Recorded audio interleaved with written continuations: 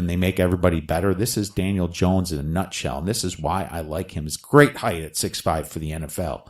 Great weight, 221. I guess if there's any cons, it's that he needs to shorten his delivery a little bit, which a lot of people say, in the NFL, it's faster. You got to get the ball out of your hands. And, he needs to probably get a little bit faster. He's probably a little bit slow. But there's not a ton of cons on this guy. And he could be a nice little wild card pick for somebody. Playing for Duke, I really like what this guy did. And that's why I had him ahead of number 5, Will Grier. Will Grier, still top 5, but, not 100% convinced. I love how he completed 67% of his passes, 3,864 yards with 37 touchdowns and only 8 interceptions. He interviewed well, but when he played in the Senior Bowl, his arm was a little bit of a concern. They said that he couldn't whip it as far as some other people did. I know he's extremely accurate. He's 6'2", 221, so he's a little bit short, not much. I mean, nothing to get worried about. In 2017, he completed 64% of his passes, 34 touchdowns, and 12 picks. He did have surgery on his finger, so that's a small con. I guess it caused him to miss those last 2 games, and he missed his bowl game as well. But, I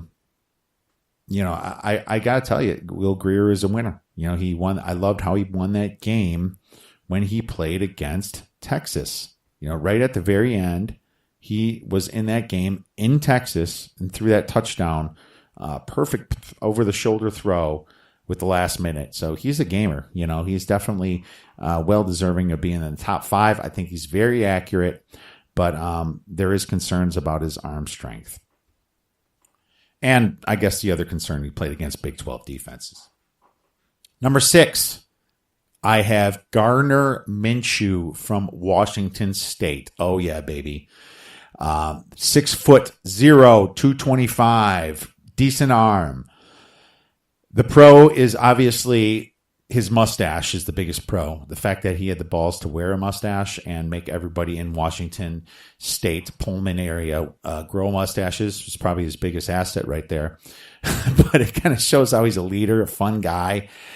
He had the best completion percentage out of anybody, 71% out of all the quarterbacks going into this draft. That is awesome coming into 2018. 4,779 yards with 38 touchdowns and 9 picks. They think he's more of a backup type guy because he's shorter, but you got to love this kid's accuracy, and I had to have him in my top 6 because of his accuracy. The con is obviously he's a little short, he's a little slow. He played in the Pac-12, and he didn't play in a pro style system. Like Mike Leach's offense is not pro style. Those are the cons, but you cannot deny his 71% completion percentage. Number 7, I have, and this could be a steal for somebody, I think, is Tyree Jackson, the quarterback from Buffalo. He's 6'7", 249, strongest arm out of anybody. And they're projecting him probably in the 4 to 6 round area. Somebody's going to steal this guy. His junior year, he completed 55% of his passes for 3,131 yards, 28 touchdowns, and 12 picks. In 2017, he was at 60% of his passes, 2,000 yards, 12 touchdowns, and 3 picks. The dude's big. But what I really love about him is how fast he ran the 40. He ran it in 4.59 seconds, being 6'7", okay? Being a quarterback. That is awesome. That's some great speed if he has to get out of the pocket, roll out a little bit, couple extra seconds to throw, dart towards the sideline. This guy has pro all over him. The biggest con, he's got to be more accurate. 55% is not great. Doesn't cut it. It's kind of like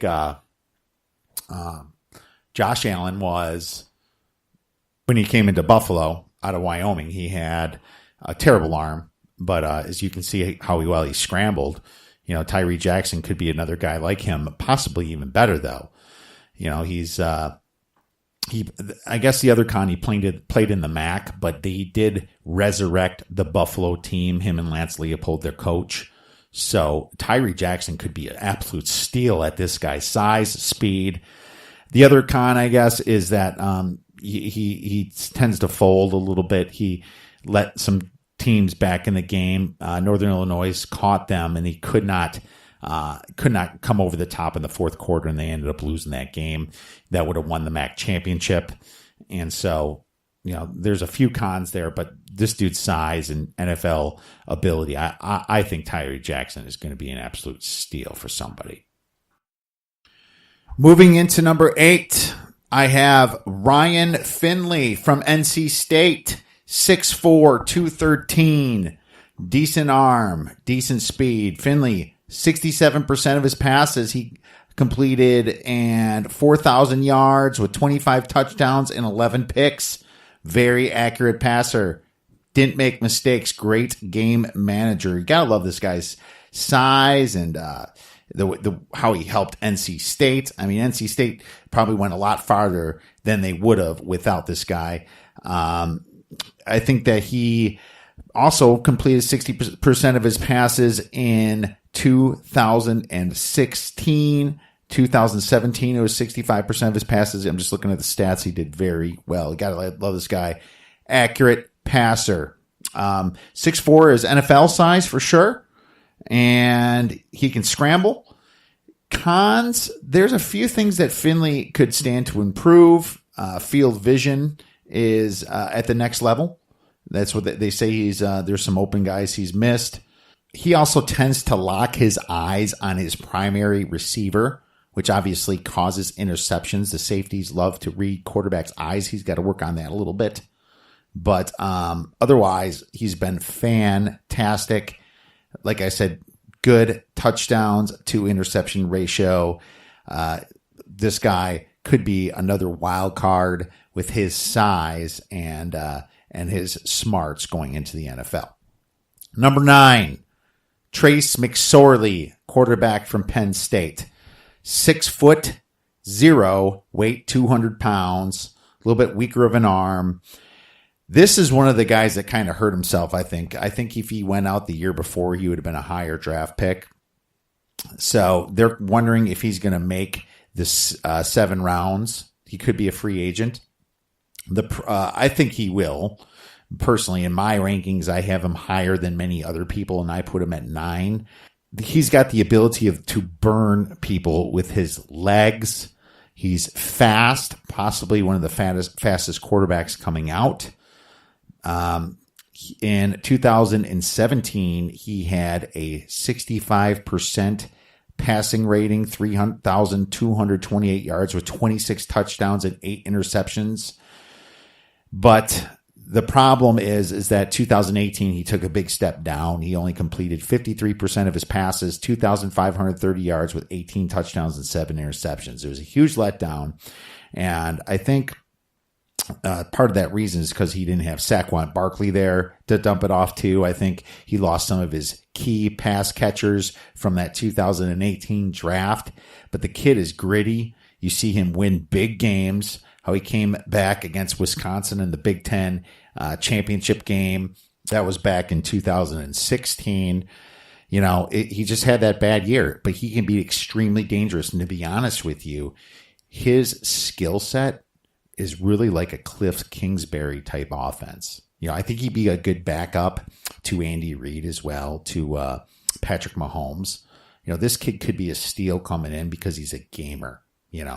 I actually wouldn't mind if the Arizona Cardinals passed on a quarterback this year, traded down, got some more linemen that they need, some more trenches, and then maybe settled for a Trace McSorley and a Tyree Jackson and have them battle it out, because there's a lot of problems with Kyler Murray, like I said before, with his size.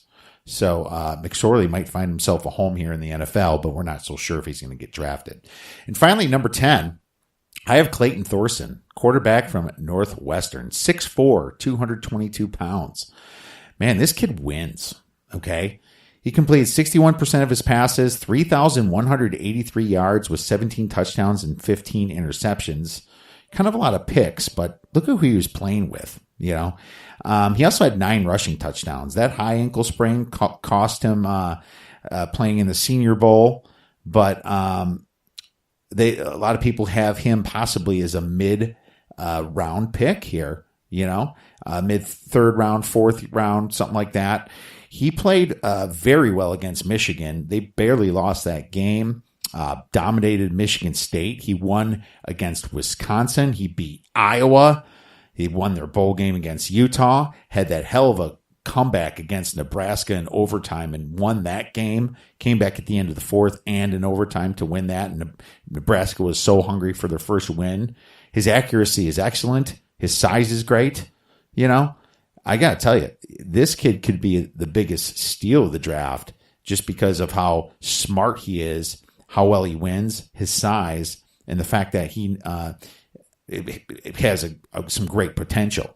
The only problems with him is his accuracy could be a little bit better. He tries a little bit too hard to do too much, but you can blame that on his supporting cast, who else is going to do it, I guess? He doesn't have the strongest arm for the NFL. That's another thing.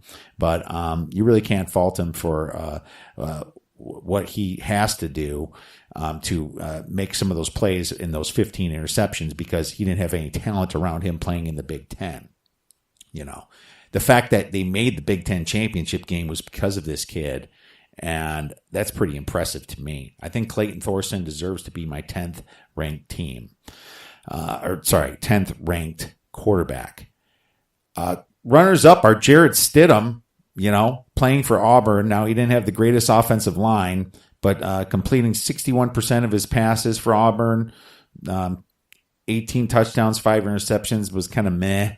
I guess you can blame his offensive line, but Stidham took a step back. In 2017, he was better at 67% of his passes. Auburn had a good year based on defense that year.